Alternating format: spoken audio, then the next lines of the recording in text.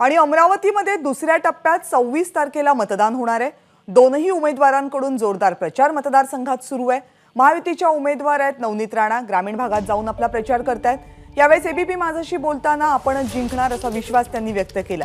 दुसरीकडे महाविकास आघाडीचे उमेदवार बळवंत वानखडे यांचाही ग्रामीण भागात जोरदार प्रचार सध्या सुरू आहे।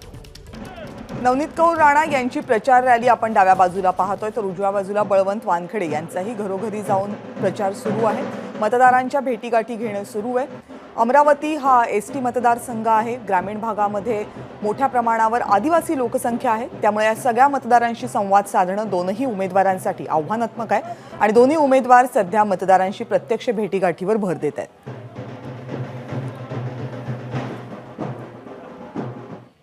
दरम्यान नवनीत राणांसोबत बातचीत केली आमचे प्रतिनिधी प्रणय निर्बाण यांनी।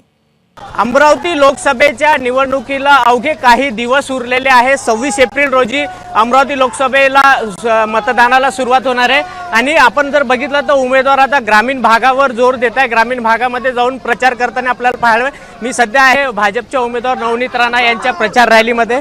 ग्रामीण भागामध्ये जर आपण बघितलं तर नवनीत राणा यांना प्रचंड जे प्रतिसाद आहे तो आपल्याला पाहायला मिळतो। कालच पंतप्रधान नरेंद्र मोदी यांची सभा झाली होती।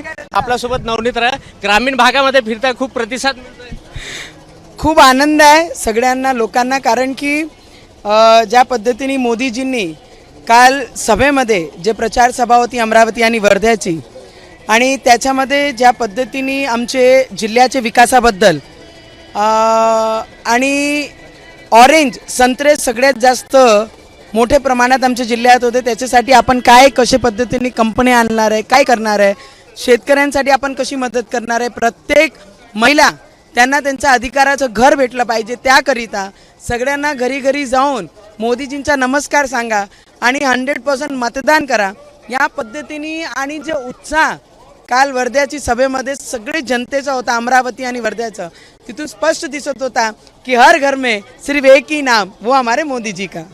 तुमचे प्रतिस्पर्धी काँग्रेसचे उमेदवार म्हणतात की माझ्यासमोर कोणी प्रतिस्पर्धीच नाहीये म्हणून। हां, खूप चांगलं आहे। दिवसात स्वप्न पाहणे खूप सोपं आहे। मला असं वाटतं की या देशाची इलेक्शन आहे, हा काही नगरपंचायत आणि कॉर्पोरेशनचे इलेक्शन्स नाही आहे आणि विधानसभेची नाही आहे। देशावर 2024मध्ये देशाचे प्रधानमंत्री नरेंद्र मोदीजी बनतील आणि त्याकरिता त्यांच्याच पक्षाच्या सिंबलवर निवडून गेलेला व्यक्ती जर त्या पार्लमेंटमध्ये रिप्रेझेंट केला तेव्हा कुठे जाऊन जिल्ह्याचा विकास होईल, कारण देशामध्ये आणि त्या पदावर दुसरा कोणताही कॉम्पिटिटर नाही। त्यांना काय वाटते राहुल गांधी प्राईम मिनिस्टर बनणार आहे, प्राईम मिनिस्टर तो मोदीजी बनणार आहे आणि मोदीजींचंच कॅन्डिडेट अमरावतीतून निवडून गेला तर अमरावतीचा विकास झपाट्याने जे आम्ही विजन घेऊन बसलो आहे, नागपूर ते अमरावती आमची मेट्रो आली पाहिजे, टेक्सटाईल पार्कमध्ये 2 ते 3 लाख मुलं रोजगारवर लागले पाहिजे, प्रत्येक महिलांना त्यांना गरजू महिला आहे त्यांना घरकुल भेटलं पाहिजे आणि आमच्या शेतकऱ्यांचे शेतमजदूरांचं येणारे भविष्यामध्ये त्यांचं भविष्य सुरक्षित झाला पाहिजे। अमरावतीमध्ये ज्या महिला अंबानगरीचे नावाने अंबानगरी आमची अमरावती ओळखली जाते, एक बाहेरच्या 3 टप्पर येऊन त्या जिल्ह्याची सूनला खालची पातळीवर बोलते, तर पहिलेही अमरावती जिल्ह्याने त्यांना दाखवून दिलेला की त्यांना एक उद्धव ठाकरेची सेनेला उमेदवार सापडला नाही, म्हणून त्यांना त्यांच्या महाआघाडीचे दुसरे पक्षाला सीट द्यावी लागली, जे 5 टर्म त्यांनी रिप्रेझेंट केला। त्याच्यापेक्षा जास्त कोणती लायकी त्यांना दाखवणार आहे। पण 26 तारखेला अंबानगरीमध्ये येऊन अंबानगरीची सुनीवर जे बोलताय त्यांना उत्तर चांगल्या पद्धतीने येणारे 26 तारखेला आमच्या अमरावतीची महिला त्यांना उत्तर देतील। या होत्या नवनीत राणा ज्यांनी सडेतोड उत्तर संजय राऊत यांना दिलेले। कॅमेरामॅन अमोल देशमुख, प्रणय निर्बाण, एबीपी माझा, अमरावती। एबीपी माझा, उघडा डोळे बघा नीट।